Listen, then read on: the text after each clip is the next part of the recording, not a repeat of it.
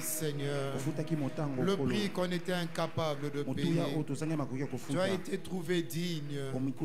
Adam n'a pas été trouvé digne. Abraham n'a pas été trouvé digne. Tu es le seul qui est trouvé digne. Ce soir, nous te rendons la gloire. Merci pour la croix, Seigneur. Merci pour ton sang qui a coulé, Seigneur. La Bible dit, nous l'avons vaincu par le sang de l'agneau et par la parole de notre témoignage. Merci pour le sang, Seigneur. À toi la gloire ce soir.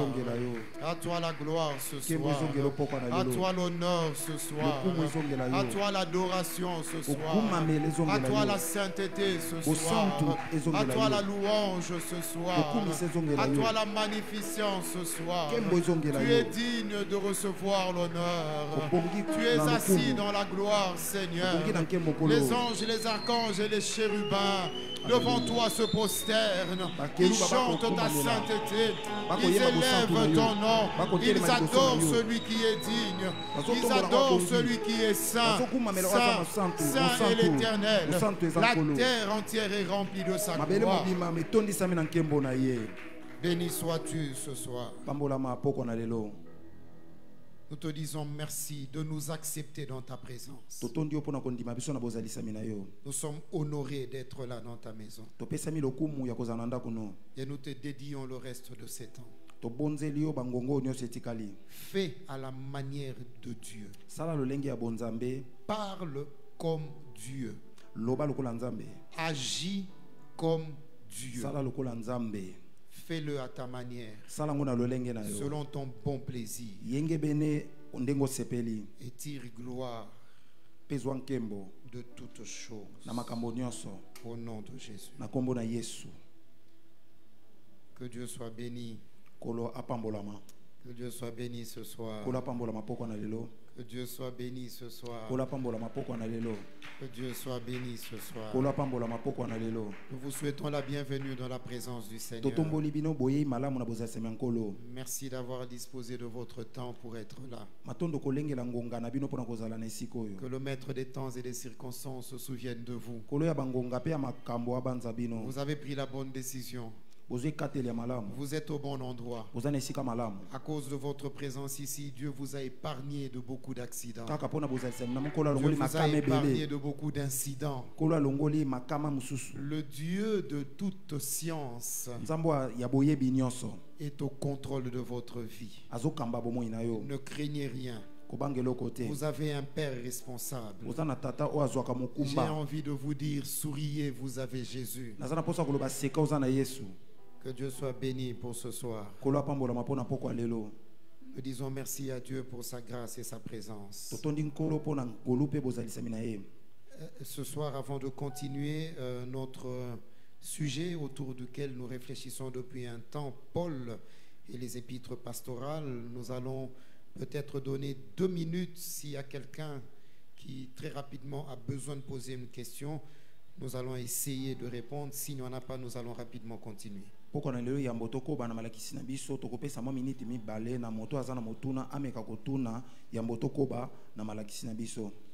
que n'oubliez pas que notre objectif n'est pas de convaincre, n'est pas d'imposer, mais c'est d'enseigner. Et en enseignant, quelqu'un peut avoir besoin d'être éclairé sur quelque chose. Nous l'avions dit au départ, vous pouvez même interrompre en levant la main et en posant. Les mercredis, c'est vraiment la formule enseignement école. Tina na biso tozolandela eza tomi tshana makasi te kasi totangisa soki moto moko wana tokotangisa amoni makoko so akoki kosembola loboko mpona kotuna po tomema pole na makambo oyo. Alors y a-t-il une question? Il y a un micro qui va circuler, sinon vous pouvez rapidement l'écrire, le donner au protocole et le protocole va l'emmener ici. Eza na motuna elobele ko tambola soki motuna eza kotuna soki te okokoma na lokasa bayambi bakoyela biso motuna wana na lokasa. Nous disons merci à tous les amis qui sont fidèles et qui nous suivent via les réseaux sociaux. Merci pour votre fidélité. Que Dieu vous bénisse. Vous aussi, si vous avez des questions, n'hésitez pas de les écrire et cela nous sera transmis certainement. Matondo na benyoso balanda biso na nzela singa mondele totondi bango pe lokola pona potono na bango kochila biso motema soki pe mbaimbai bozana mwa mituna bokoki pe lokola kokomela biso na nzela singa wana tokozanga koyanola yango te. Alors pendant que vous pensez à vos questions, nous allons continuer avec l'enseignement pour racheter le temps. Wana boko banza likola mituna tokokoba na malakisi pona koyeba kolonga ngonga. Voilà, nous rappelons à tous ceux qui se sont connectés à nous ce soir ou qui nous ont rejoints que ça fait 6 ou 7 séances que nous réfléchissons sur ce grand thème, Paul et les épîtres pastorales.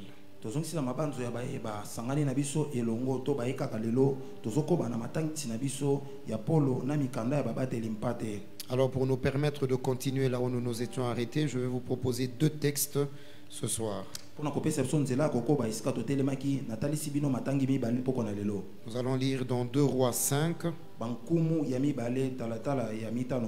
Nous lirons le verset 20 à 25. Et puis nous lirons Acte 13 à partir du verset 1er. Alors je lis rapidement dans 2 Rois 5 à partir du verset 20. Je prends la partie 19b.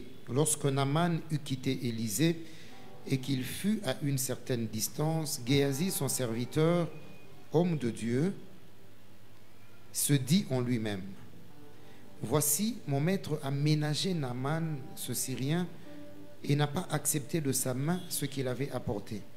L'Éternel est vivant. Je vais courir après lui et j'en obtiendrai quelque chose. Je lis le verset 25 directement. Et puis, il alla se présenter à son maître. Il s'agit de Naaman.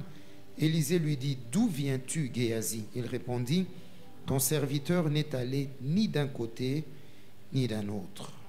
Je lis dans Acte 13 à partir du verset 1. Il y avait dans l'église d'Antioche des prophètes, des docteurs.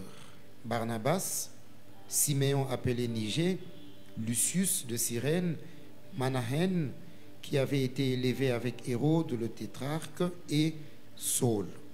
Pendant qu'ils servaient le Seigneur dans leur ministère et qu'ils jeûnaient, le Saint-Esprit dit: mettez-moi à part Barnabas et Saul pour l'œuvre à laquelle je les ai appelés. Verset 3.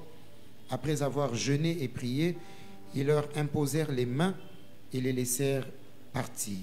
Amen. Amen. Amen. Voilà, donc nous réfléchissons depuis un temps sur ce grand sujet, Paul et les épîtres pastorales.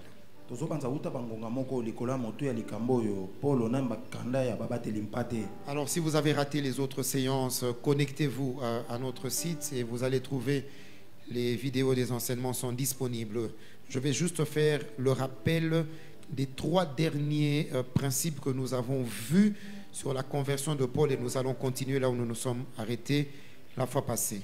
Soki o zebaki kozanga maklakisi ya mikolo utai koleka to sengio o sangana na biso na nzela singa mondele mbaimbai na koyeba kozongisa na mabanzo na bino bilongo misatu o to ebaki kotanga likolo ya. Alors on parlait de la conversion de Paul et dans ce que cette conversion nous enseigne, nous avons vu plusieurs principes et nous avons parlé en finissant de la réconciliation.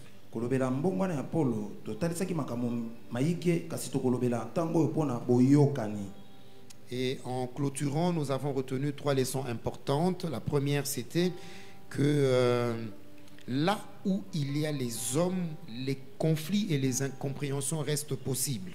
Donc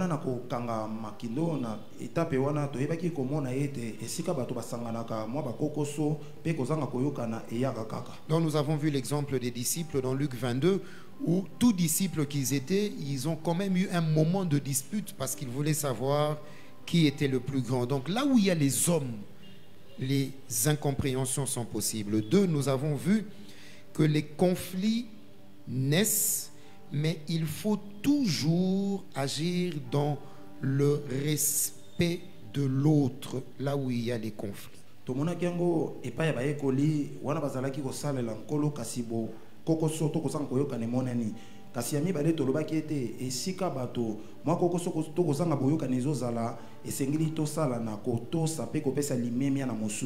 là que nous avons vu le passage de 2 Timothée 4 où après le vif dissentiment qu'il y a eu entre Saul et Barnabas. Dans 2 Timothée 4, Paul écrivant à Timothée dit: envoie-moi Marc car il m'est utile dans le ministère. Alors que dans Actes, nous avons vu qu'ils se sont disputés avec Barnabas, ils se sont séparés à cause de ce Marc-là. Polo na Barnabas kozanga boyokani pona malako wana bakabonaki kasi na mikanda oto tikomona ya ba misala bantoma to komona Polo koyeba na kolobana Barnabas atindela ye malako pozalaki motuya pona ye atako bazanga koyokana na ebandeli. Le dernier point dans cette partie-là, nous avions vu comme leçon que les incompréhensions ne doivent pas affecter notre qualité et même notre fonction. Na litono asuka tomona kiete ata kozanga koyokana kondongwana ekoki koya kobebisa lolenge ya malamu na biso akozala te to lolenge na biso akosala mosala. Nous avons vu que malgré leur incompréhension, Barnabas et Paul sont restés des hommes de Dieu. Donc ce n'est pas parce qu'ils se sont disputés qu'ils ont décidé non. Même si les incompréhensions arrivent, cela ne doit pas affecter notre fonction et la qualité que nous avons dans le Seigneur. Atako Paul na Barnabas mbaimbai babenda naki bazangi koyoka na mwako so na boyoka nezalaki kasi batikaki mosala nzambe te bakobaki kozala basali ya nzambe pe kosalela nzambe elongo. Personne n'a décidé d'abandonner la mission ou de quitter le ministère à cause des incompréhensions. Moko tazwaki mokano to ekateli ya kotika etinda to lotomo pona kozanga boyokani. C'était ça la dernière leçon dans la sous-section, ce que la conversion de Paul nous enseigne.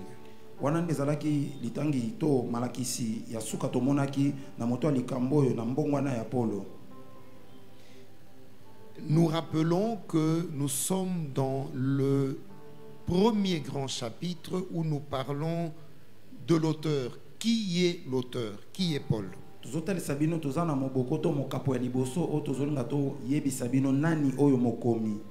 Et le principe de base, nous avions dit, c'est que pour comprendre les écrits d'un auteur, il faut le connaître. Nous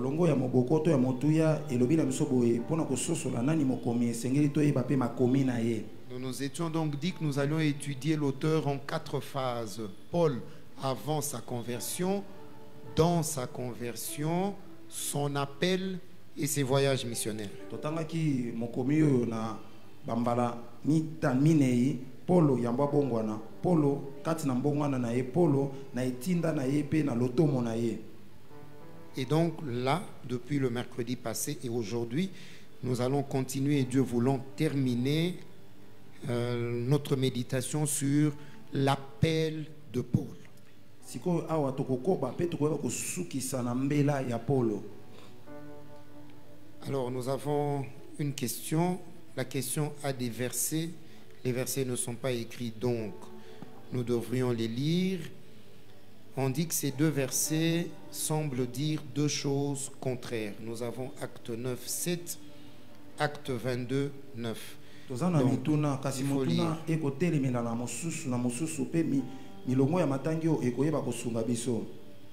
Acte 9, 7 dit: les hommes qui l'accompagnaient demeurèrent stupéfaits. Ils entendaient bien la voix, mais ils ne voyaient personne. Acte 22, 9 dit, je crois que nous sommes dans l'épisode de la conversion de Paul. Dans Acte 22, Paul est en train de se défendre devant la forteresse. Le verset 9, il dit: ceux qui étaient avec moi virent bien la lumière, mais ils n'entendirent pas la voix de celui qui parlait. Alors je dis: que ferai-je, Seigneur? Donc, le bien-aimé pose ici la question. Ces 2 versets semblent dire 2 choses contraires. Pasteur, pourriez-vous nous expliquer cette contradiction apparente? 2. Que devons-nous retenir de ces 2 versets?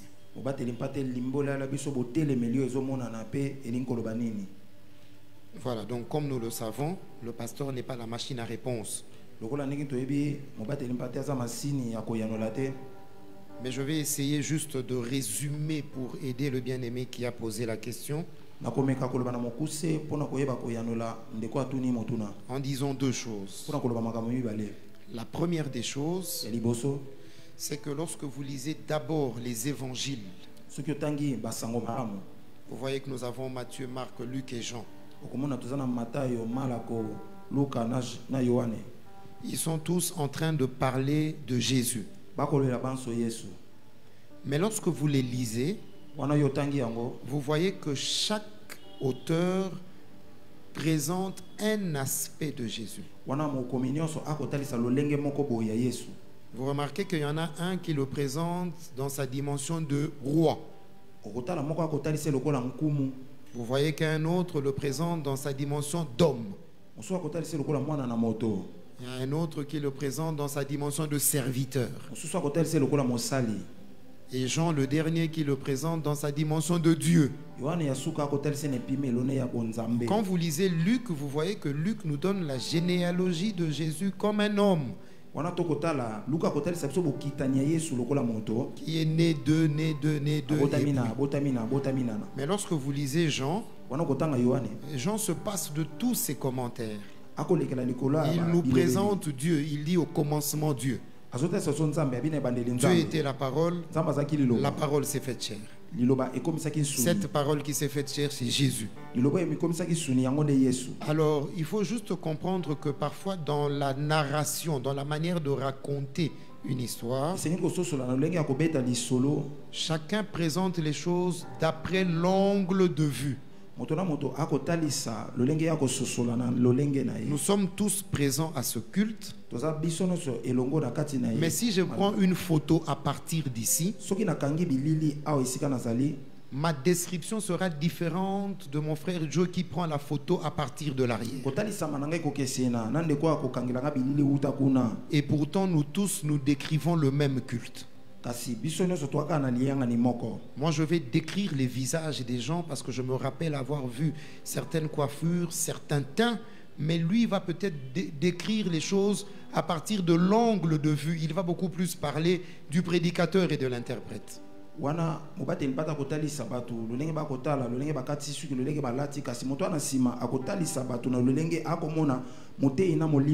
Alors dans la manière de lire, quand nous lisons la Bible, il est aussi important de pouvoir entrer dans le contexte.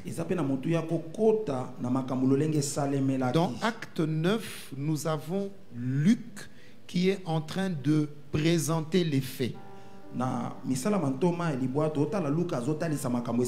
Et en présentant les faits, il explique que lorsque cette rencontre avec Jésus a eu lieu, ceux qui étaient là ont entendu la voix. Mais celui à qui on parlait, c'était Saul. Dans Acte 22, Saul lui-même parle de son témoignage. Et quand lui est en train de témoigner, il dit que personne n'entendait. Parce que pour lui, c'est à lui qu'on parlait. C'est lui qui donne le témoignage. Et quand on a parlé, on n'a pas parlé à tout le monde. On a dit Saul, Saul. Donc pour lui, c'est à moi qu'on a parlé. Mais ceux qui observaient avaient entendu. Mais seulement ce n'est pas à eux qu'on s'adressait. Celui qui subissait l'action était convaincu que c'est à lui seul qu'on parlait. Alors il faut parfois se mettre dans ces contextes pour comprendre que ce n'est pas qu'il y a deux choses contraires. Mais il s'agit de deux choses complémentaires. C'est comme ça que vous ne pouvez pas lire seulement Matthieu et dire voici le nombre de miracles que Jésus a fait. Parce que vous trouvez dans Jean certains miracles que Matthieu n'a pas reportés.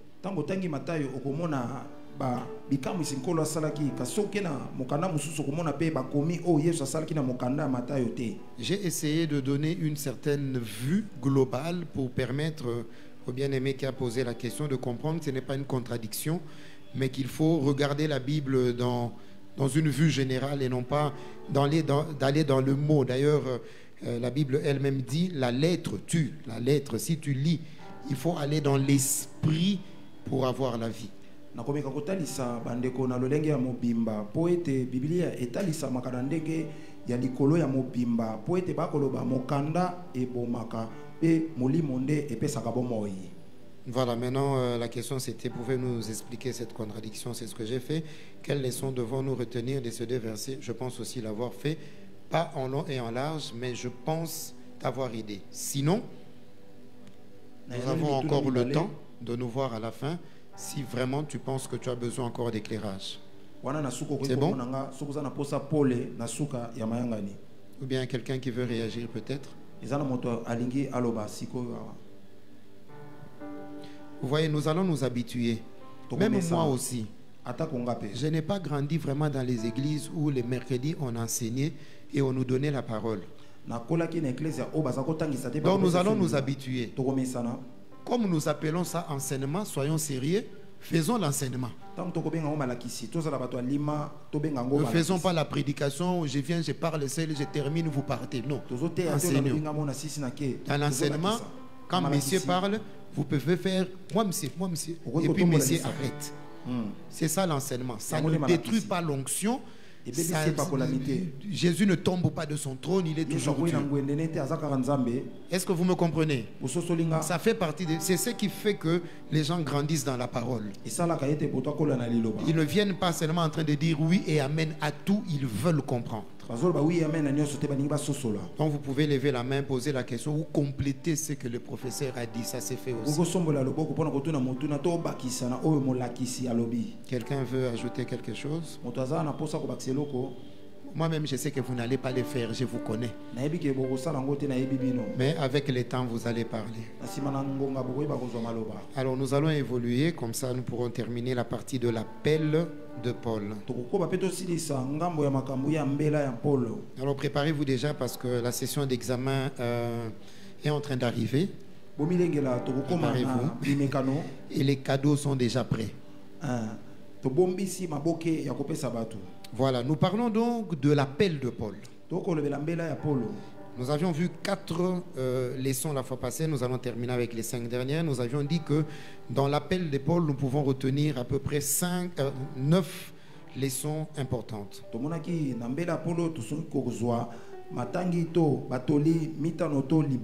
Alors la première, on a dit que l'appel de Paul découvre son appel dès sa conversion.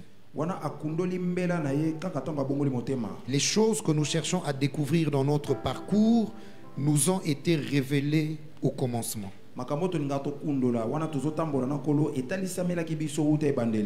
La plupart des questions que nous nous posons et que nous posons à Dieu en cours de route, Dieu y a déjà répondu dès la première rencontre avec nous.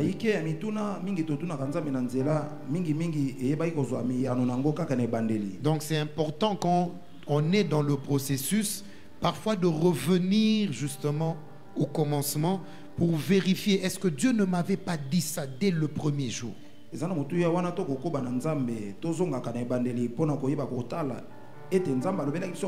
avons vu dans Matthieu 4, 18, lorsque Jésus, appelant Simon et ses frères, dit: venez, je ferai de vous pêcheurs d'hommes.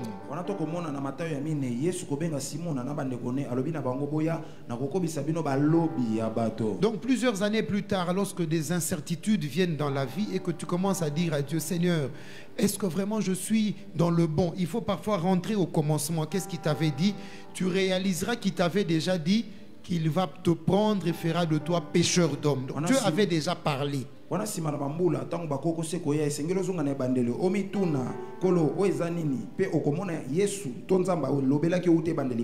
avons vu deuxièmement que Saul répond à l'appel et il ne subit pas l'appel.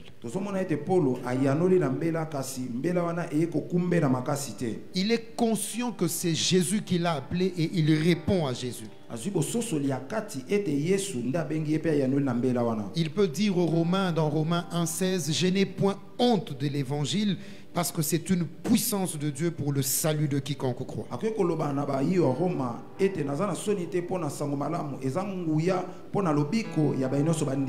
Nous avons vu troisièmement que l'appel de Paul nous enseigne la nécessité d'être sûr quand on est appelé et de connaître la source qui t'a appelé.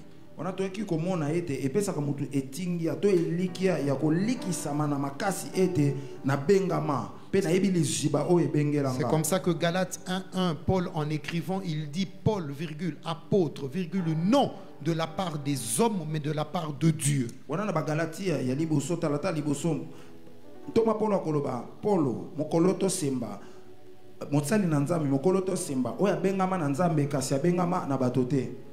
C'est là que nous avons vu qu'il y avait 3 types d'appelés.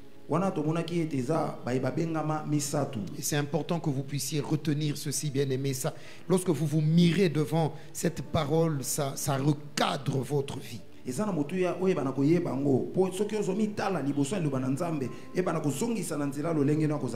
nous ne parlons pas de l'appel seulement dans le ministère, mais dans tous les domaines de la vie. En tant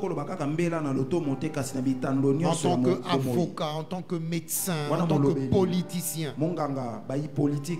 Nous avons vu qu'il y a des auto-appelés, des gens qui se sont appelés eux-mêmes. Des gens qui s'improvisent dans une vocation. Il n'est pas appelé à être un politicien, mais il s'est improvisé. Parce qu'il est fils d'un politicien, parce qu'il a grandi dans le milieu des politiciens. Nous avons vu dans Acte 19 ce que les fils de Séva ont fait. Lorsque vous lisez à partir des versets 13, la Bible dit que ces jeunes gens se sont aventurés à aller chasser un démon.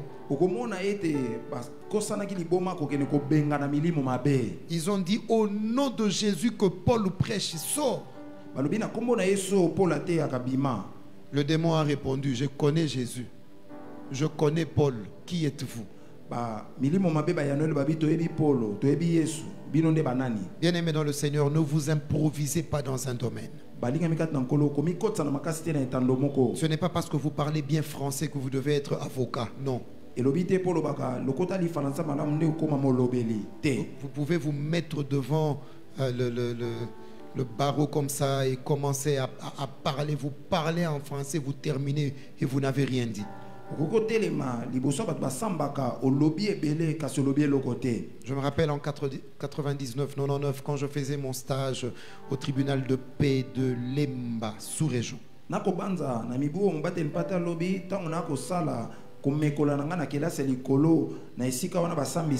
Nous avons eu l'occasion d'assister à des plaidoiries comme ça entre des avocats. Alors un jour on était là, il y a un avocat qui est venu, il a ouvert son plaidoyer, il a commencé à parler.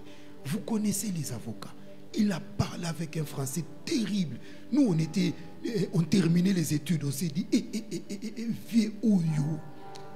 Tomonaki molobeli moko ko ya liboso na bato ko fungola mikanda na ye pona ko bana ko loba alobi biso to ko loba tato pena elobeli kitoko boy tato penza. Et quand il a fini, alors la partie adverse est venue, il y avait un autre avocat, il a pris la parole. Wana ya silisi ngamo mususu bazaki kondongwana pe ya yazui maloba. J'ai oublié tout ce qu'il avait dit, mais je n'ai jamais oublié son introduction. Na bosani nyoso alobaki kasi na bosana kan côté là na été. Il a dit, cher président, merci pour la parole. Comme vous avez pu le remarquer, mon estimé collègue a beaucoup parlé en français. Mais voyez-vous, devant vous, on ne parle pas seulement en français, mais on doit parler en droit. Et le gars a commencé à détruire tous les arguments avec les articles. C'est là que je me suis souvenu de ce que Proverbe dit. Le premier qui parle en sa faveur donne l'impression d'être juste. C'est quand vient sa partie adverse qu'on l'examine. C'est pourquoi il ne faut pas s'improviser dans ces choses-là. Vous pouvez être fils de pasteur, vous avez fait l'écodim, vous avez grandi à l'église, vous avez 25 ans. Ça ne fait pas de vous un prédicateur.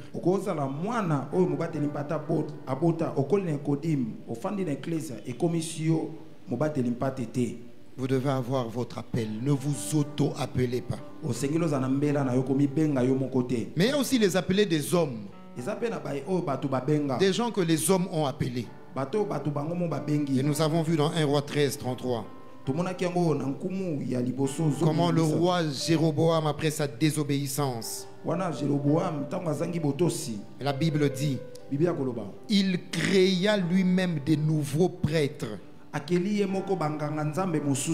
Et il donne la condition. Quiconque a le désir de devenir prêtre, je le consacre. Ça, ce sont les appelés des hommes. Et c'est là que nous retrouvons plusieurs victimes parmi les enfants qui ont fait la médecine pour leurs parents. Ils ont fait le droit pour leurs parents parce que papa a échoué en son temps. Il veut devenir médecin par l'enfant. Et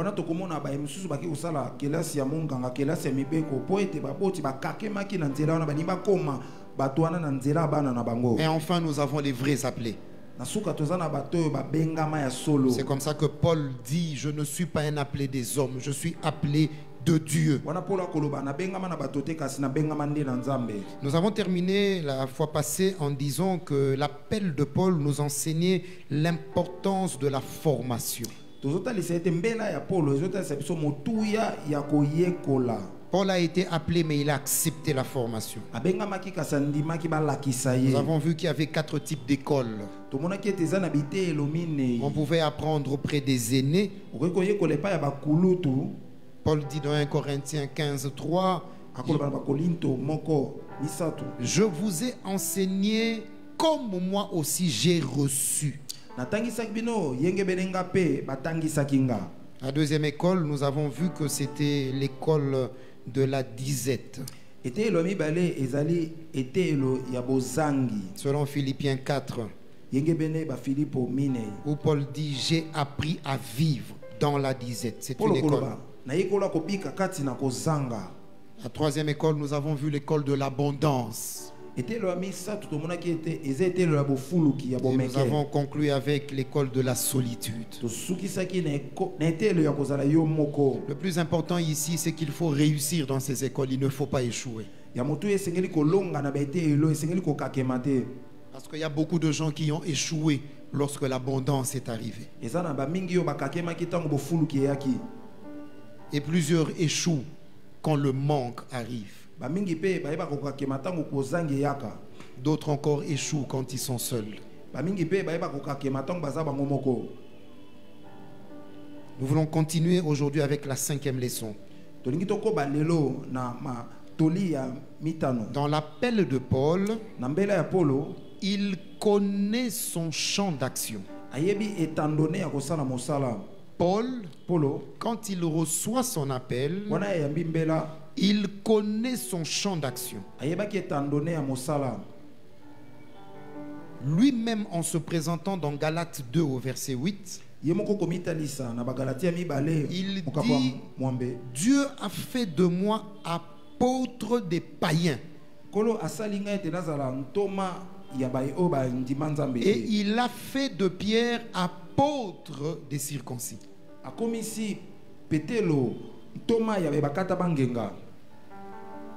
Paul connaissait son couloir d'activité.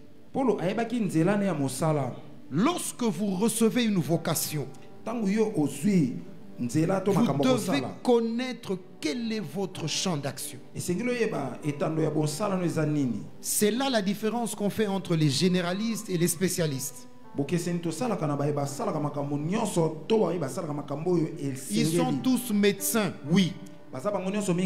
Mais lui, c'est un pédiatre. L'autre, c'est un cardiologue.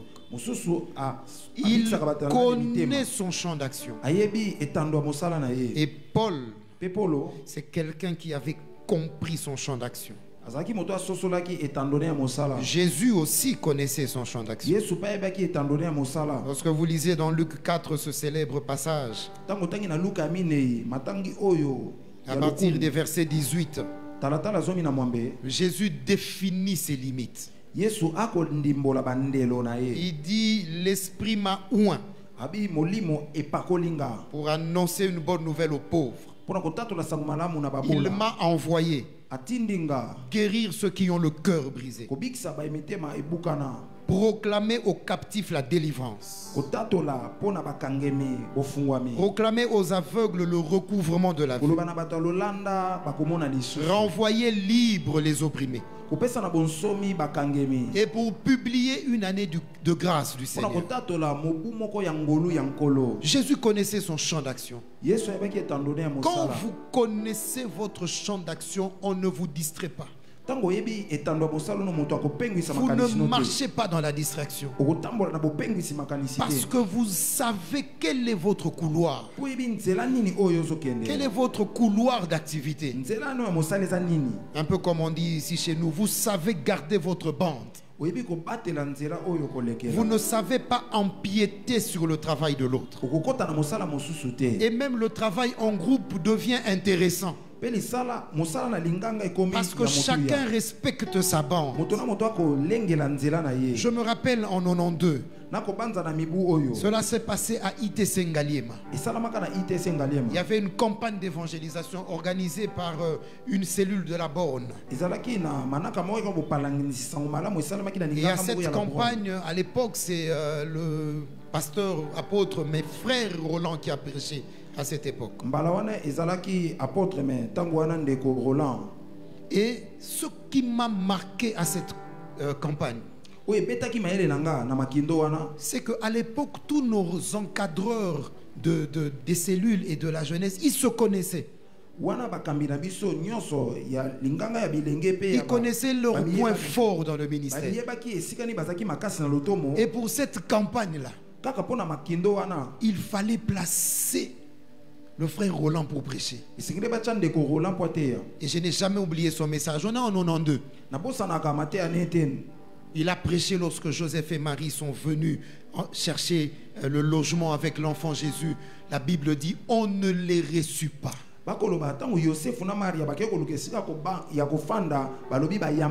Et c'était ça son thème. On ne le reçut pas. Vous voyez, bien aimé dans le Seigneur, ici je parle aux serviteurs de Dieu. Quand on vous donne l'occasion d'enseigner quelque part, ne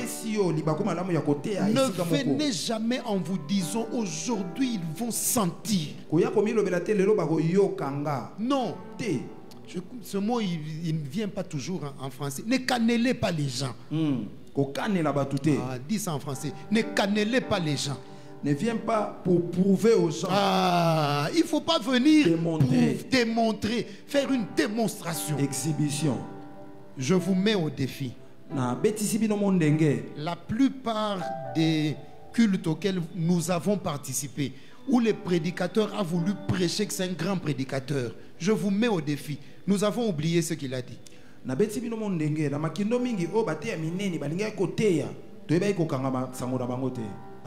tout ce que nous avons retenu, c'est que c'était une journée terrible. C'était terrible. Bon, mais qu'est-ce qu'on avait dit? Pasteur, il y avait du feu. Il y avait du feu. Qu'est-ce qu'on avait dit? Vous voyez, c'est important. C'était une parenthèse. Si j'ai oublié de la fermer, fermez-la vous-même. J'étais en train de vous parler de la connaissance de son couloir. Et à cette époque, le frère Roland prêche. Il termine, il fait l'appel pour que les gens viennent recevoir le Seigneur. Les gens passent. Quand les gens reçoivent le Seigneur le met à cœur qu'il faut prier pour les malades. Il fait l'appel pour les malades. Quand il termine de faire l'appel pour les malades, il reconnaît dans l'assemblée les autres encadreurs qu'on connaissait être des gens qui, pour eux, avec les démons, il ne fallait pas blaguer. Il y avait à l'époque le frère Koshi et le frère Noëlla Lumande. Il les appelle. Ces gens-là passent prendre le micro. Non, mais il y avait une délivrance incroyable. Est-ce que le frère Roland ne pouvait pas chasser les démons? Si, il pouvait. Mais vous voyez, quand vous reconnaissez les grâces des autres, cette complémentarité permet à ce que le travail se fasse bien. Et je me rappelle quand le frère Noëlla a pris la parole, directement il a touché ses oreilles. Il a dit à quelqu'un que Dieu est en train de délivrer ici, qui lui ouvre les oreilles. Authentique, nous avons vu cet homme.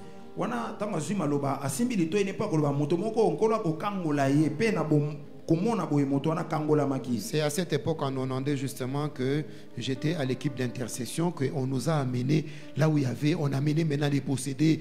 Et puis je suis venu, c'était ma première fois. J'ai vu seulement tout le monde crier au nom de Jésus, sors! Je suis venu, moi aussi, j'ai commencé à crier au nom de Jésus, sors! Délivrance en Bosso na vie.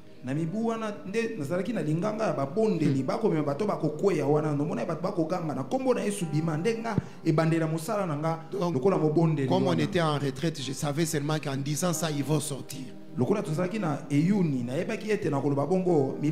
Mais j'avais beaucoup crié, les démons là ne sortaient pas. Et puis il y a un frère qui est venu à côté de moi, je me souviens toujours de lui, il est médecin aujourd'hui.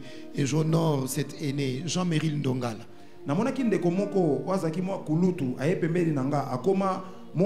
Écoutez la question qu'il me pose. C'est quel cas? Jésus abima. Mais maman je ne connaissais aucun de leurs problèmes. Je lui ai demandé cas. Alors cet aîné s'est accroupi parce que le frère était à terre. Il lui a juste dit calmement. Il lui a dit qui es-tu?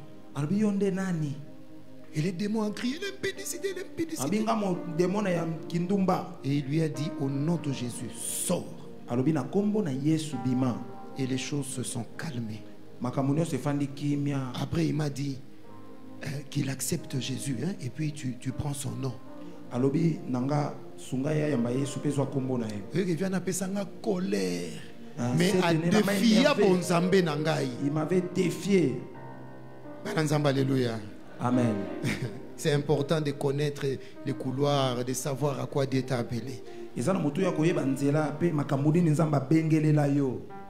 Donc, dans l'appel de Paul, la 5e leçon, c'est que Paul connaissait son champ d'action. Il sait qu'il est appelé pour les païens. La 6e leçon, c'est que Paul paye le prix de son appel. Et cela juste après sa conversion. N'oubliez pas que sa conversion nous est racontée dans Acte 9. Et au verset 23 déjà, les Juifs étaient déjà en train de chercher Paul pour lui faire du mal. La Bible dit, au bout d'un certain temps, les Juifs se concertèrent pour le tuer. Leur complot parvint à la connaissance de Paul. Et pendant ce temps, on gardait la ville jour et nuit. On cherchait à lui ôter la vie. Acte 9, verset 25. Écoutez ce qui est écrit. Mais pendant une nuit, les disciples prirent Paul. Ils le descendirent au travers de la muraille dans une corbeille. Paul, il vient de se convertir. Il a reçu l'appel. On veut le tuer. Tout foyer social est encadré. La nuit, les disciples vont avec Paul au coin. Ils le font entrer dans une corbeille. Ils ferment. Ils le font descendre. Je suis en train de m'imaginer. Les murailles étaient peut-être de 7 mètres de haut. Pendant que Paul est en train de descendre dans la corbeille, il est en train de se dire, on m'a appelé prêcher aux grandes nations. C'est vraiment ça les prix à payer? J'aimerais dire à Paul, oui, c'est ça les prix à payer. Paul est prêt à payer le prix de son appel.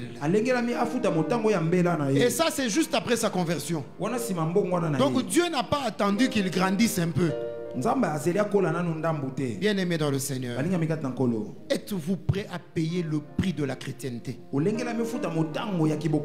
chrétienté, ce n'est pas de la blague. Ce n'est pas seulement une gloire.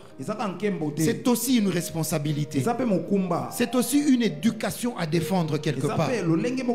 C'est aussi un témoignage à véhiculer. C'est aussi un comportement à avoir. Il y a un prix à payer.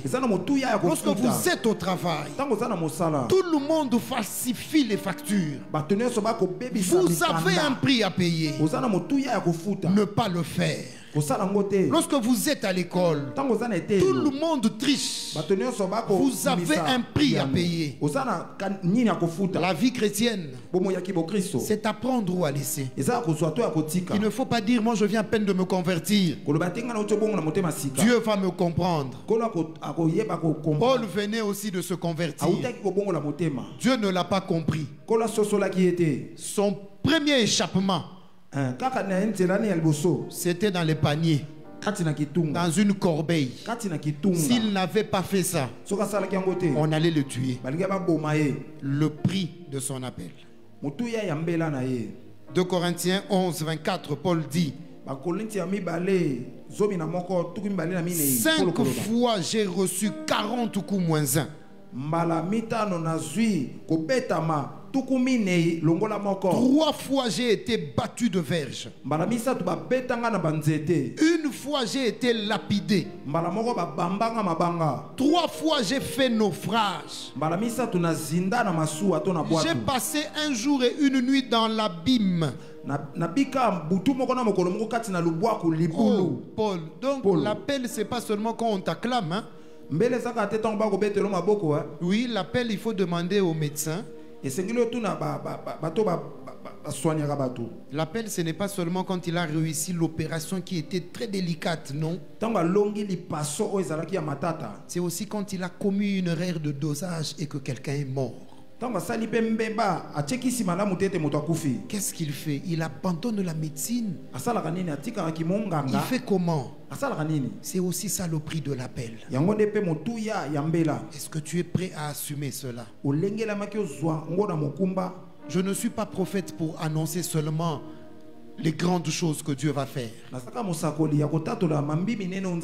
Mais je suis aussi prophète pour annoncer le prix que l'Église doit payer. Et je vous assure, si vous voulez vivre les grandes choses, vous devez payer le prix de la chrétienté. On va vous rejeter. Dans vos familles, on vous rejettera.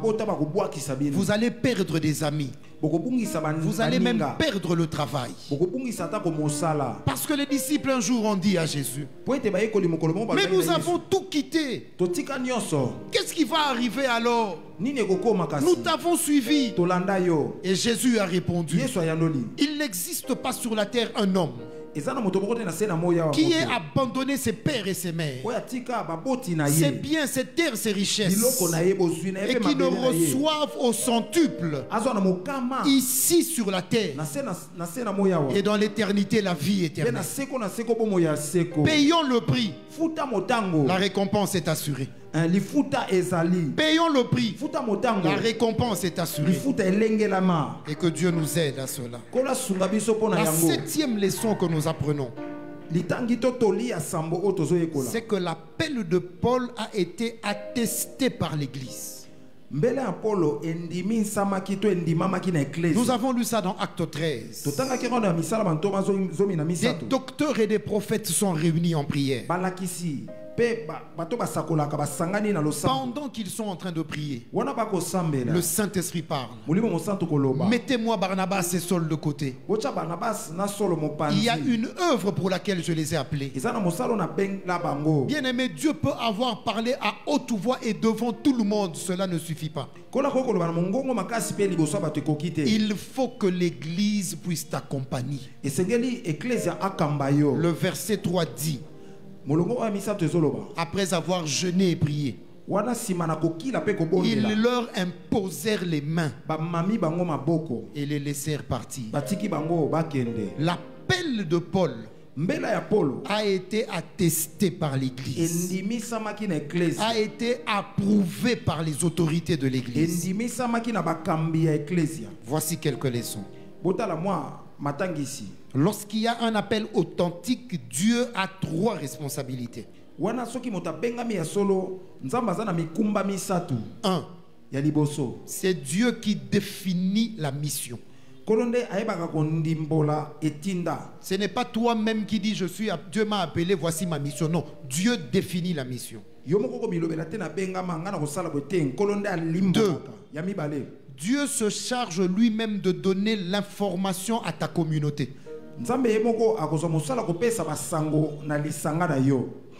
Barnabas et Saul savaient qu'ils étaient appelés. Mais Dieu a envoyé le Saint-Esprit pour parler devant tout le monde et dire mettez-les à part. Et vous savez que mettre à part signifie consacrer. Ça signifie sanctifier. Et la 3e responsabilité de Dieu, c'est lui qui te présente à ta génération. Ne sois pas pressé à te présenter. Laisse Dieu te présenter. Vous savez, quand Dieu te présente, c'est bien. Ne force pas les choses. Si tu as un appel dans un domaine, ne force, laisse Dieu te présenter. Oh, vous connaissez cette histoire. Mais comme c'est un bel enseignement que j'aime moi-même, je vais vous la raconter de nouveau. On raconte l'histoire de ce prédicateur qui est venu prêcher une fois. Alors quand on a annoncé qu'il devait entrer, il est vraiment entré avec fanfare. C'était l'homme de Dieu qu'il fallait recevoir. L'homme de Dieu est arrivé. Alors, il faut le recevoir avec honneur et les gens se sont levés. Même si ce n'est pas biblique, hein, je reviendrai sur ça un jour. Honorer l'homme de Dieu, ce n'est pas se lever quand on l'invite. Ce n'est pas ça. Mais on reviendra. Mais bon, les gens se sont levés. Il a pris la Bible. Il a lu les versets. Il a commencé à prêcher. Il a prêché. Il a transpiré. Je crois que lui-même ne comprenait pas ce qu'il disait. Et à combien plus forte raison, le peuple aussi ne comprenait pas. Vous voyez, ça ressemble un peu à ce qu'un jeune homme me disait. Il est allé à une réunion d'un ministère à Gombe et le jeune homme prêchait. Vous voyez le genre de thème, la puissance de la 3e église du 3e millénaire dans un contexte. Papa, évangile.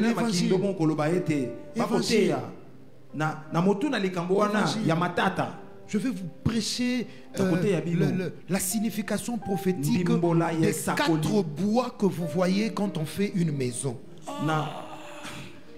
J'ai envie d'écouter ça. Mais après, il dit rien. Alors, comme le peuple n'est pas bête, parce que comme vous êtes assis là, vous n'êtes pas bête, vous êtes lucide et très intelligent.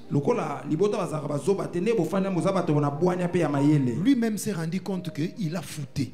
Le peuple aussi s'est rendu compte qu'il a fouté. Comment faire pour sortir? Il faut demander aux gens de s'incliner en prière. Fermons les yeux, nous allons prier. Priez, priez. Priez. Pendant qu'il dit ça, il est en train de donner le micro. Il commence à sortir très calmement. Quand il arrive au fond là-bas, maman, vous qui êtes au fond, levez-vous. Levez-vous. Oui, maman, levez-vous. Oui, levez-vous. Voilà. La maman là l'interpelle directement. Il dit, pasteur, si vous étiez entré comme vous êtes en train de sortir, Dieu allait vous faire sortir comme vous étiez entré. Est-ce qu'il y a quelqu'un qui a reçu l'humilité ici? Recevez l'humilité. Recevez l'humilité au nom de Jésus. Toi, tu es seulement devant les gens, là, on t'appelle pour prêcher. Alors, nous allons lire la parole de Dieu, tout le monde se tient debout. Vous n'avez pas de... Mon frère, tu n'as pas de Bible, pourquoi? Ah, papa, banana yo, sombela rabiso bilamba, yo no repasser la gibiso, ils ont ma camoni. Qu'il ne vous fasse pas ainsi. Oui, vous devez vous faire respecter vous-même. Ah, vous devez vous faire respecter. Est-ce que je parle à quelqu'un ici? Moi-même, je suis calme, j'ai beaucoup souffert avant d'apprendre à bien parler aux gens. Vous n'allez pas fuir. Moi, s'il te plaît, merci, pardon, je vous en prie, j'en ai beaucoup. Je vais vous en donner, mais je vais vous annoncer l'évangile. Merci, s'il te plaît. Laissez Dieu vous présenter à votre génération. Quelqu'un doit noter ceci. Quelle que soit la grandeur de ton appel, tu n'as pas le droit d'évoluer en électron libre. L'accompagnement de l'Église est impératif. Quelle que soit la grandeur de ta vocation, tu n'as pas le droit d'évoluer en électron libre. L'accompagnement de l'Église est impératif. C'est là que nous découvrons la notion de l'indépendance. C'est là que les gens aiment être indépendants. L'indépendance a deux facettes, une facette positive, une facette négative. Dans sa facette positive, l'indépendance, c'est une personne responsable et émancipée. Une personne capable de réfléchir et de décider en se prenant en charge seule. C'est même ça ce que la vie nous enseigne. Parce que la vie nous présente un cycle à 3 étapes. Nous naissons dans la dépendance. À un moment donné, nous sommes responsables, nous devenons indépendants. Et la société nous réclame l'interdépendance. Donc le cycle de la vie, c'est dépendance, indépendance, interdépendance.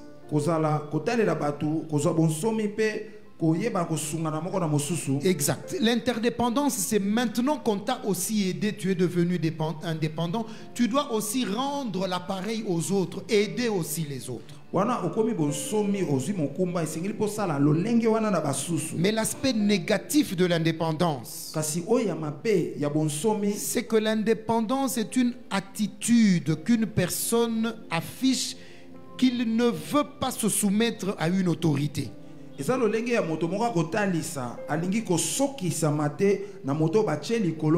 personne qui a du mal à se soumettre à une autorité.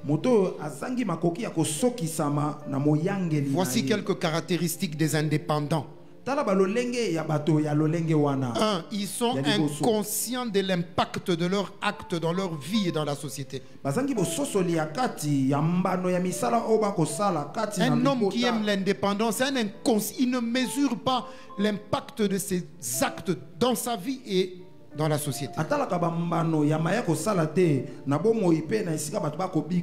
2. Ce sont des impatients. Ils n'aiment pas attendre le temps que Dieu a fixé. 3. C'est des gens qui ont un agenda caché. Les indépendants. Regardez dans la vie du fils prodigue, vous retrouvez ça. C'était un inconscient, le gars. Il a pris des décisions sans penser à ce que son père allait subir, ce que la société allait subir, et sans penser même à lui-même, parce que finalement il a commencé à manger avec les animaux. C'est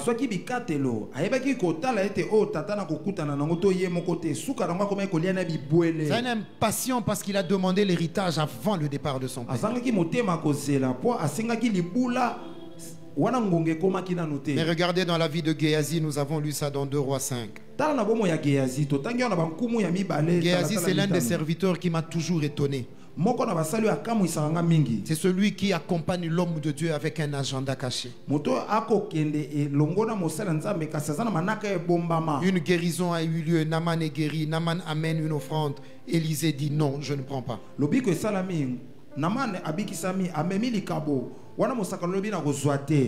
Géasi dit, Mon maître a ménagé Naaman.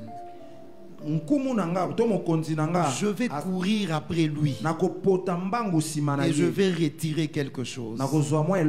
Il va chez Naaman, il ment. Il conçoit un mensonge au nom de son père. Il vient devant Naaman et lui dit: excuse-nous. En fait, c'est pas moi, c'est le prophète. Donc, dès que tu es parti, il s'est rendu compte qu'on avait des invités. Bon, il a dit: c'est pas grave, tu peux garder ce que tu as, mais bon, si tu peux donner juste 2 petits trucs, c'est même pas pour lui, c'est pour les invités. Un homme de Dieu qui accompagne un autre homme de Dieu avec un agenda caché. Au verset 25, 2 Rois 5. Quand il revient, Élisée lui demande: tu viens d'où? Non, j'étais seulement ici. La Bible dit: je n'étais ni à gauche ni à droite. Donc en fait, il dit: oh, j'étais seulement ici. Et c'est là que Élisée va lui dire: mon esprit n'était pas absent quand tu t'approchais et que cet homme descendait de son char. C'est la raison pour laquelle, bien-aimé dans le Seigneur, notre génération, nous aimons les prophéties. Et dans cette église, vous devez savoir une chose. La première personne qui aime le prophétique, c'est moi. La première personne qui vit le prophétique, c'est moi. Et je vous le communique. Maintenant, dans le prophétique, il n'y a pas toujours ce qui fait plaisir. Dans la dimension prophétique, il y a aussi la révélation des choses cachées. Donc, dans les différents niveaux du prophétique, Dieu peut t'exposer. C'est pour ça que quand nous aimons le prophétique, nous devons être conséquents. Élisée lui a dit: tu es venu m'accompagner depuis toutes ces années, et pourtant derrière mon dos tu étais en train de t'enrichir. Mais tu dois savoir que Dieu t'avait vu, et le Dieu que je sers me l'a révélé. Je vais terminer en vous racontant cette histoire. Il y a une vingtaine d'années, nous étions dans notre cellule de ma campagne, la cellule de la borne, où nous nous réunissions. Et nous étions en train de prier. La réunion des cellules, c'était lundi et jeudi. Et ce jeudi-là, pendant qu'on priait, la prière était assez intense. Et comme parfois cela arrive, le feu pasteur Blaise qui nous dirigeait a demandé aux gens de garder silence.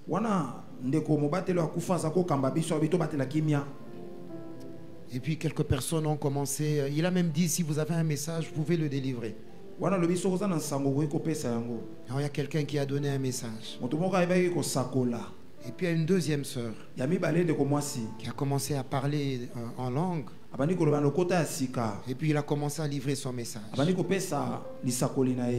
Mes serviteurs, je vous aime, je vous connais, je connais votre travail, mais je n'apprécie pas votre conduite. Je vous avertis, si vous ne vous repentez pas, je finirai par citer des noms. Il a continué à parler en langue. Si vous ne vous repentez pas, je finirai par citer des noms. Alors elle a pris 2 minutes en train de parler en langue. Vous-même vous sentez que ça c'est une prophétie menace. Donc, tout le monde est calme. 2 minutes après,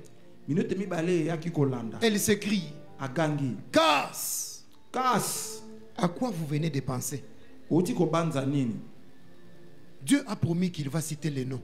2 minutes après, la sœur là a cité mon nom. L'assemblée est restée calme. Je me suis dit, avec le peu d'enseignement que j'avais, Que le pasteur Blaise n'allait quand même pas accepter que moi, son collaborateur, on puisse me revêcher en public. Je me suis dit qu'il allait arrêter la sœur. Il n'a rien dit. Il est resté calme. La sœur a cité mon nom 4 fois. Et chaque fois avant de citer mon nom, elle parlait un peu en langue.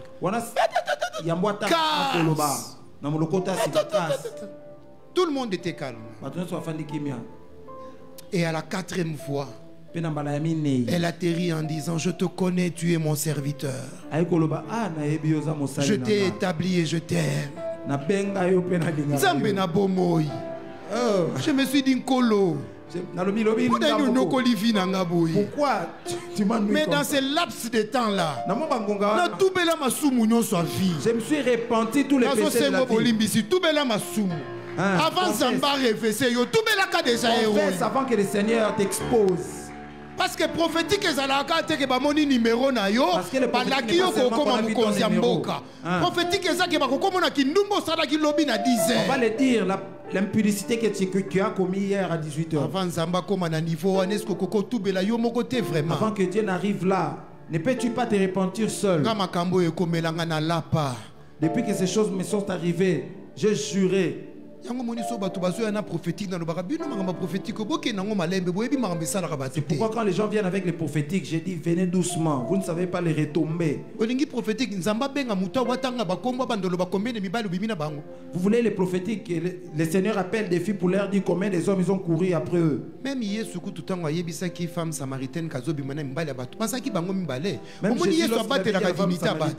ils étaient qu'à 2.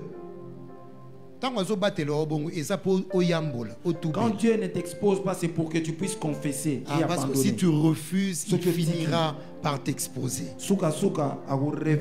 Et donc si vous croyez que je suis prophète, je viens de vous dire, confessez et repentez-vous. C'est aujourd'hui le temps favorable. Parce que si vous ne le faites pas, avant la fin de cette année, Dieu vous exposera. Parce que Dieu n'est pas responsable de votre inconduite. Que cela soit écrit. Ce soir nous avons terminé, nous allons prier. Est-ce que nous pouvons baisser nos têtes dans la prière? Je voudrais prier avec un homme et une femme. Et je vais prier pour 2 choses. La première des choses, c'est qu'il y en a 1, il y en a 2, il y en a 3 ce soir qui sont en train de payer le prix de leur vocation, qui passent par une épreuve où ils ont l'impression que c'est tout à fait le contraire de ce qu'on leur a dit. Ils voient flou. Ils sont comme dans la corbeille. Ils sont en train de remettre en question tout ce qu'ils avaient entendu. Ce soir, je vais prier pour toi. Je prie que l'Éternel me donne la capacité suffisante pour sécuriser ta destinée. Si tu veux, tu peux lever la main ou te lever là où tu es. Mais je veux aussi prier pour celui ou celle qui a vécu jusqu'à ce soir dans une méconduite et qui ce soir veut dire à Dieu: Seigneur, je reviens au bas du trône, au bas de la croix, je veux demander pardon, purifie-moi. Je ne veux pas insister, lève ta main, je vais prier. Merci pour ces mains qui se sont levées. Père, je prie pour cette deuxième catégorie. La Bible déclare que c'est auprès de toi qu'on trouve le pardon. Mais la Bible nous dit aussi que tu es celui qui crée en nous le vouloir et le faire. Donne-nous la force, Seigneur, de pouvoir non seulement renoncer, mais abandonner totalement. S'il te plaît, Seigneur, donne à mon frère et à ma soeur la force d'abandonner définitivement à partir de ce soir, qu'ils puissent se lever et qu'ils puissent marcher dans la sainteté, dans la crainte de ton nom. Dépose en nous la haine du péché, la haine du mal. Nous voulons vivre la sainteté de Dieu. Nous voulons être les représentants du royaume de Dieu sur la terre. Nous voulons être la lumière du monde et le sel de la terre. Oui, le monde tout entier soupire après la révélation des fils de Dieu. Et nous voulons être ces fils, Seigneur. Je te recommande, mon frère et ma soeur. Purifie-les par ton sang. Lave-les par ton sang. La Bible déclare, Seigneur, que tu as versé ton sang à la croix. Et merci pour ce sang au travers duquel nous sommes guéris. Ce sang au travers duquel nous sommes purifiés. Ce sang qui crie plus fort que celui d'Abel. Quand le sang d'Abel crie vengeance, le sang de Jésus crie pardon. Le sang de Jésus crie victoire. Le sang de Jésus crie guérison. Merci, Seigneur. Merci pour ces autres bien-aimés, Seigneur, qui voient flou dans leur vie. Ceux qui versent des larmes que seul toi tu peux voir. J'invoque ce soir le Père de toute consolation, le Dieu parfait, le Père éternel, celui de qui descendent toute grâce excellente et tout don parfait. Je te prie, Seigneur, fais-leur du bien. Fais-leur du bien. Donne-leur un signe de consolation. Un signe de consolation. Un signe de consolation. Ce soir, ici et en ce lieu, que l'Éternel vous donne un signe de consolation. Qu'il remplisse vos corps de paix. Qu'il remplisse vos corps d'espoir. Il est écrit, pour tout celui qui vit, il y a de l'espoir. Et même un chien vivant a plus de valeur qu'un lion mort. Merci de le faire pour leur vie. Et je prie pour cette assemblée, celle présente et celle virtuelle. Merci de nous donner la force de marcher conformément à ta parole. Nous ne voulons pas être des auditeurs oublieux, mais que ta parole nous transforme, que ta parole nous donne vie. Il est écrit, ces paroles que je vous ai annoncées sont esprit et vie. Que tes paroles nous donnent vie. À qui d'autre irions-nous? C'est toi qui as les paroles qui donnent vie. Nous recevons ta vie ce soir. Nous recevons ta vie ce soir. Nous recevons ta vie ce soir. Au nom de Jésus-Christ. Et nous venons dans ta maison, Seigneur, avec le peu que tu nous as donné. Nous voulons te l'offrir, Seigneur, parce que nous savons que nous recevons de ta main ce que nous venons offrir. Nous prions que tu daignes l'agréer, Seigneur. Accepte notre offrande. Bénis cette offrande. Multiplie-la et qu'elle serve à ta gloire. Au nom de Jésus. Amen. Amen. Amen. Amen. Que Dieu nous bénisse. Nous offrons avec joie, sans contrainte. Au nom de Jésus. Nous avons quelques annonces avant de nous séparer. Nous voulons dire merci à l'Église. Oh, pourquoi tu arrêtes maintenant? Parce que si tu peux interpréter ma prière, tu peux interpréter les communiqués. Merci, papa. Donc nous voulons dire merci à l'Église pour vos contributions. Ça fait quelques semaines que nous sommes en train de vous exposer les besoins de l'Église. Et nous voulons vous dire merci. Parce que dans la simplicité et dans l'anonymat, plusieurs personnes sont en train de contribuer. Nous voulons que vous puissiez savoir que nous ne sommes pas indifférents à ces gestes. Nous avons vu des gens qui ont amené des enveloppes très librement, qui sont en train de donner, qui viennent même au bureau et qui disent ça, c'est pour achever la construction.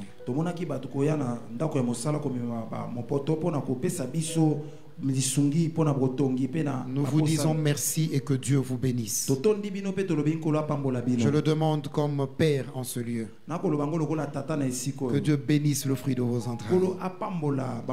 Et que Dieu multiplie l'œuvre de vos mains. N'ayez pas peur.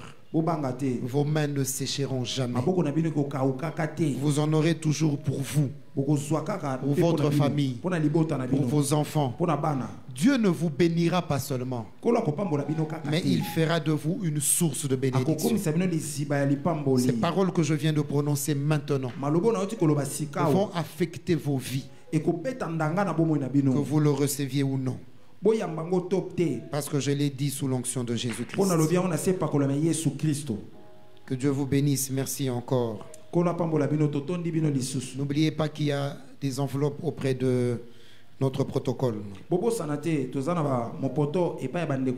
Vous avez une action de grâce, une dîme ou une libéralité, n'hésitez pas à demander. Nous rappelons que nous avons toujours besoin des bien-aimés qui ont la passion de servir à l'écodime.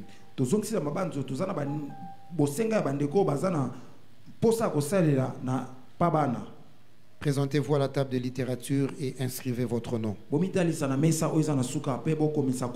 rappelons le programme de nos cultes. Lundi, nous avons cellule de 17h30 à 19h30. Voici les deux adresses de nos cellules, Ngilima 22 et Bukaka 91. Les deux avenues sont ici à Bandal et à moins de 3 minutes d'ici. Mercredi, comme aujourd'hui, nous nous retrouvons pour l'enseignement. 17h30 à 19h30. Demain jeudi, nous sommes là pour notre prière, intercession, jeudi et toko. C'est les prières sur les nattes et nous faisons toutes sortes de prières. Dimanche de 8h à 10h, nous sommes là pour notre culte.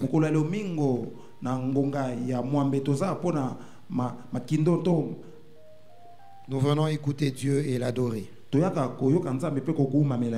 Nous vous annonçons que ce samedi, nous aurons notre séance de baptême.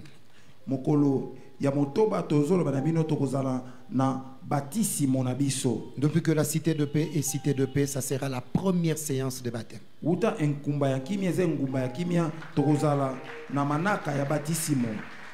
À Dieu soit la gloire. Est-ce qu'il y a quelques bien-aimés qui seront baptisés? Si vous êtes là, levez-vous. Mettez-vous debout rapidement. Si vous êtes là, même si tout le monde n'est pas là, ils sont là. On peut les encourager, on peut bien les acclamer. Il y en a d'autres qui n'ont pas pu être là ce soir. Que Dieu vous bénisse. C'est un grand témoignage pour vous. Donc toute l'église prend rendez-vous pour samedi. Et Dieu nous fait la grâce. Nous allons les baptiser ici dans les temples. Donc, toute l'église est invitée. Nos familles sont invitées. Les voisins sont invités. Même les païens sont invités. Invitez tout le monde. Nous avons déjà loué le baptistère, l'endroit, nous allons remplir ça d'eau, ça sera ici. Et nous allons vous baptiser ici. Groupe d'adoration, vous devez être là. Pendant que nous sommes en train de baptiser, nous sommes en train d'adorer. Ça sera des moments puissants. Le ciel est déjà ouvert pour nous. Je suis en train de voir cette séance de baptême. Elle sera puissante. Pardon. Venez. C'est samedi le 20. Nous qui allons être baptisés, nous arrivons ici à 7h30 pour la prière. Nous qui sommes invités, nous arrivons ici à 8h30 jusqu'au plus tard 8h45. À 9h juste, les baptêmes commencent. Vous avez retenu? C'est samedi le 20, non? Venez même avec les bébés, mettez-les dans les poussettes, amenez tout le monde. Le dimanche, ce dimanche ici, à 10h30, toutes les personnes qui ont écrit leur nom pour pour servir dans cette église. Qu'on vous ait déjà reçu par le pasteur ou on ne vous a pas encore reçu. Tous. À 10h30, on se retrouve ici pour une communication très importante. C'est pour le dimanche 21 à 10h30.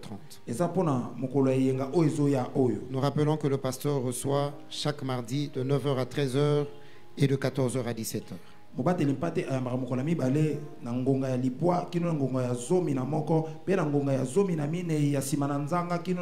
Est-ce que tu es venu seulement aujourd'hui à notre culte? Lève la main s'il te plaît.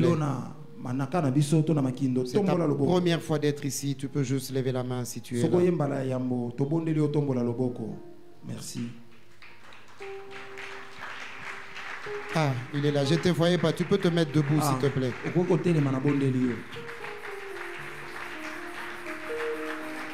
Je pensais qu'on allait mieux le recevoir. C'est pour ça que je lui ai demandé de se mettre debout. Oui. Vous pouvez venir avec lui. Viens. Non, pas là-bas. Là-bas, c'est loin. Mettez-les ici. Ouais. Merci. Vous voyez, vous êtes honoré, mon frère. Nous sommes contents que vous soyez là. Relevez la tête et regardez-moi, je suis en train de vous parler. C'est un moment très important pour votre destinée. Vous venez de faire un déplacement vers l'arrière jusqu'à l'avant. C'est comme ça que votre vie va commencer à fonctionner jusqu'à votre mort. Vous allez fonctionner désormais comme ça. Vous irez de l'arrière à l'avant. Non, je ne le dis pas pour vous faire plaisir. Il y aura des pots de bananes en cours de route. Vous allez glisser, mais vous n'allez pas tomber. Parce qu'une main invisible va vous soutenir. Soyez chrétien. Restez chrétien. Au ciel, vous ne présenterez pas autre chose que votre identité d'enfant de Dieu. N'amenez pas au ciel vos exploits. Dieu n'en aura pas besoin. Amenez votre identité. Je vous l'ai dit. Et le public est témoin. Que Dieu vous bénisse. Donc à la fin du culte, restez là, ne bougez pas. Il y a un bien-aimé qui viendra parler avec vous. Nous sommes très contents de vous recevoir ce soir. Nous étions contents de vous recevoir à ce culte. Vous vous en allez chez vous avec la bénédiction de l'Éternel. Que l'amour du Père et la paix de Jésus-Christ, que la grâce de notre Seigneur Jésus-Christ, que les opportunités que Jésus-Christ donne, que Christ lui-même soit devant vous et qu'il soit aussi derrière vous, que l'ombre du Tout-Puissant vous sécurise, que le Dieu de l'alliance de nos pères vous précède, vous succède et vous environne. Qu'il en soit ainsi pour vous et vos familles. Allez dans la paix au nom de Jésus. Et le peuple répond Amen. Nous n'oublions pas de rassembler les chaises et de saluer au moins 10 personnes.